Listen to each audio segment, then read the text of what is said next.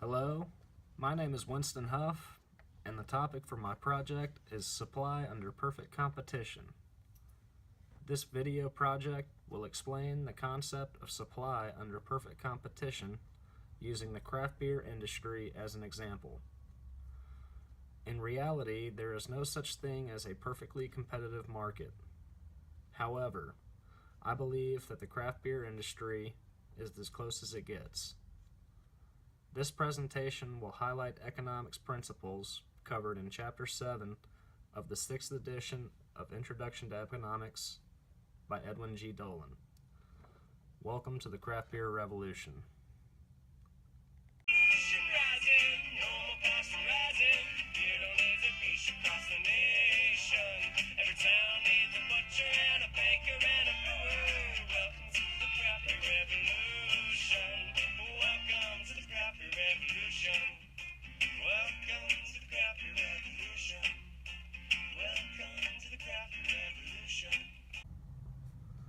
To begin with, let's review competition. Competition is everywhere and occurs in different forms. There are three primary categories. Number one, large firms that dominate the market. In the beer industry, giants like Budweiser and Miller have dominated the market for many years and had very little competition. Number two, small firms competing for the market share. As the craft beer industry started making its comeback, breweries such as Lagunitas and Sierra Nevada expanded their small businesses and competed for customers by offering more choices. Finally, number three, smaller producers selling nearly identical products. Microbreweries have been popping up all over the country offering many craft beer selections. This final group is an example of perfect competition based on the conditions that shape the market. The following video clip explains the growth of the craft beer industry.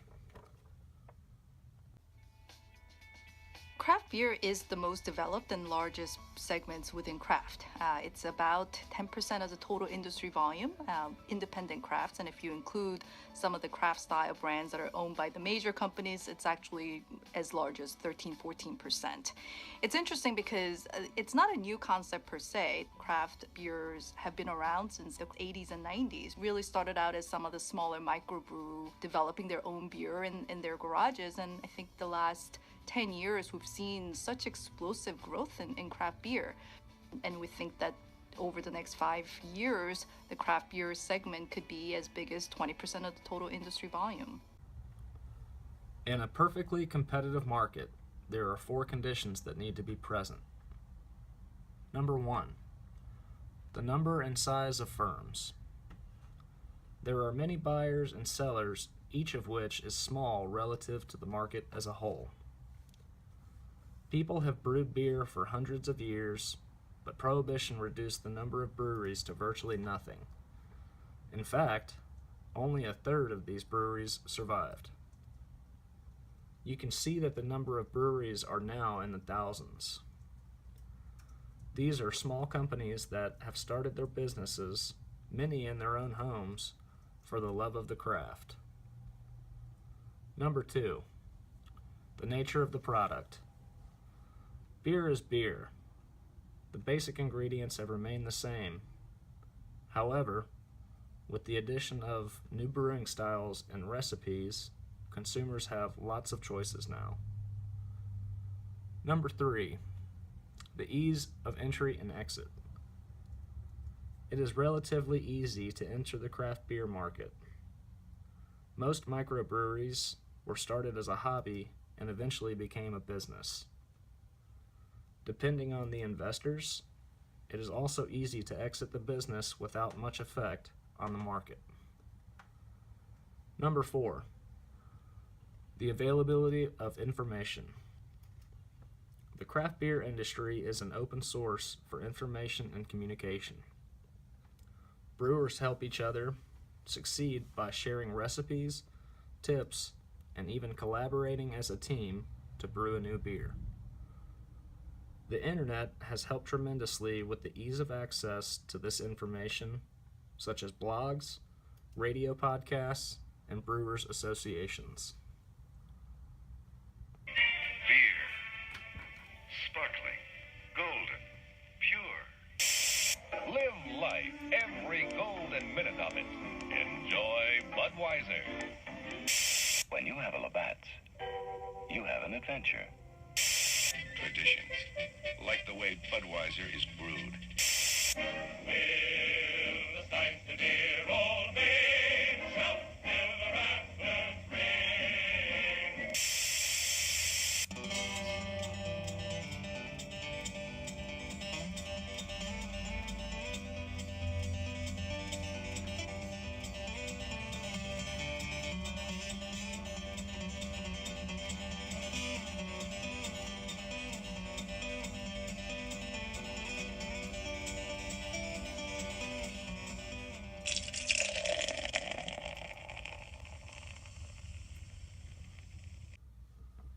A perfectly competitive firm produces the quantity of output in the short run that equates marginal revenue with marginal cost. At this production level, the firm cannot increase profit by changing the level of production. This scenario is true in the craft beer industry. The quantity produced is limited and the businesses are price takers, which means they sell beer at a price determined by demand. Beer has an expiration date, and no one likes to drink a skunked beer. Instead of producing too much beer, breweries will make short runs with supply to match demand. Microbreweries are not in the business to make huge profits. Rather, it is for the love of the craft. Profit maximization is the process that a firm uses to determine the price and output level that returns the greatest profit when producing a good or service. A business maximizes its profits by choosing to supply the level of output where its marginal revenue equals its marginal cost. When marginal revenue exceeds marginal cost, the firm can earn greater profits by increasing its output. When marginal revenue is below marginal cost, the firm is losing money and consequently it must reduce its output. Profits are therefore maximized when the firm chooses to level of output where its marginal revenue equals its marginal cost. This table is an example of how a company determines how much to produce to maximize profit. If a brewery set the price of their beer at $10, the firm's total revenue is 10 times the total number of beers sold, which is the total product. The firm's marginal revenue is equal to the price of $10 per unit of the total product. Notice that the marginal cost of the 29th unit produced is $10, while the marginal revenue from the 29th unit is also $10. We can see that the firm maximizes its profit by choosing to produce exactly 29 units of output. In choosing to produce 29 units of output, the firm earns $90, which is $290 minus $200, in profits. Microbreweries are small and generally produce a supply of beer that meets the demand. There are some constraints that need to be addressed by businesses in perfect competition.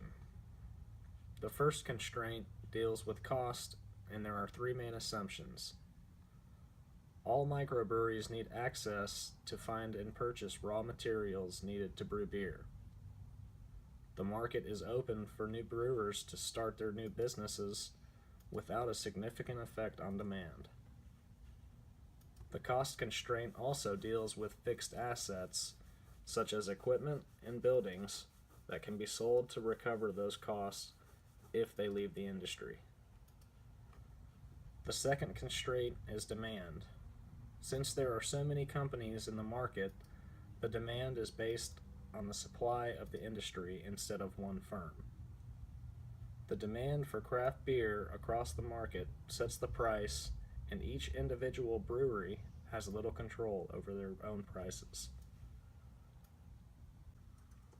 Short run losses and the shutdown decision. When a company spends more money than it earns, it can experience losses. Losses occur when the average total cost curve lies above the marginal revenue curve at the profit maximizing level of output. If the losses continue, it will have to decide if it is time to shut down or not. Companies make this decision based on variable costs, which is the cost of producing the product. Fixed costs like factory space and equipment are not considered since these costs have to be paid no matter what. Ingredients and bottling supplies are a few of the variable costs of brewing craft beer.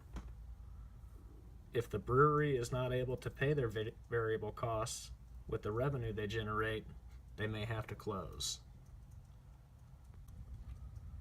A perfectly competitive firm's supply curve is that portion of its marginal cost curve that lies above the minimum of the average variable cost curve. A perfectly competitive firm maximizes profit by producing the quantity of output that equates price and marginal cost. If this is the case, the firm moves along its positively sloped marginal cost curve in response to changing prices. Breweries generally have their regular lineup of beers that are available. Most startup breweries' equipment can limit the production to a certain quantity. The average variable cost would be relative if they had purchased additional equipment. Long-run equilibrium under perfect competition. There are three conditions for equilibrium under perfect competition. Number 1. There is no incentive to produce a larger or smaller output given the size of the plant. Breweries are limited in the amount of beer they can produce. They are very content with brewing for their local community and not distributing outside the area. An example of this could be Creature Comforts Brewing in Athens, Georgia. Number 2. There is no incentive to change the size of the plant. Most microbreweries prefer to stay small and close-knit, like a family. This ensures that quality will remain their main focus. Number 3. There is no incentive for firms to enter or existing firms to leave. As mentioned earlier, profit is not the motivation of most craft beer brewers. They operate their business because of their interest in craft beer. They are motivated by craft brew competitions as well. In the long run, firms are attracted into the industry if the existing firms are making supernormal profits. This is because there are no barriers to entry and because there is perfect knowledge. The effect of this entry into the industry is to shift the industry supply curve to the right, which drives down price until the point where all supernormal profits are exhausted. If firms are making losses, they will leave the market as there are no exit barriers, and this will shift the industry supply to the left, which raises prices and enables those left that market-derived normal profits. Obviously, there must be demand for companies to stay in business. If the demand for the product decreases, some companies may go bankrupt or decide willingly to close their doors. However, the craft beer industry is booming right now. There is a large demand for the product and more people are taking an interest in craft beer. Because of the shift in demand, there is more opportunity for new microbreweries to open. If prices rise, the supply curve will have a positive slope. If prices fall, the supply curve will have a negative slope. And if prices stay the same, the supply curve is considered to be elastic. The craft beer industry is a good example of industry elasticity. Perfect competition provides the needed supply for the demand which satisfies both the buyer and the seller. Craft beer is in high demand and many entrepreneurs are satisfying this demand by opening microbreweries. They are able to produce a product at the lowest possible cost. Most breweries choose to stay small and specialize their craft, which allows openings in the market for new brewers. How realistic is the perfect competition model? Very few markets or industries in the real world are perfectly competitive. For example, how homogeneous is the product? Even the smallest of firms working in the manufacturing or service industry try to differentiate their product. So even milk and eggs have differences. Earlier I stated that beer is beer for the purpose of the topic in this presentation. The craft beer producers pride themselves on being unique, creative, and flavorful. So while the statement beer is true, beers are not all alike. The craft beer industry fits the perfect competition model based on conditions under which firms compete. The market structure is made up of many firms, all small, and they sell a homogeneous product. Entry and exit conditions are easy, and they have equal access to all information. In summary, perfect competition is still a useful model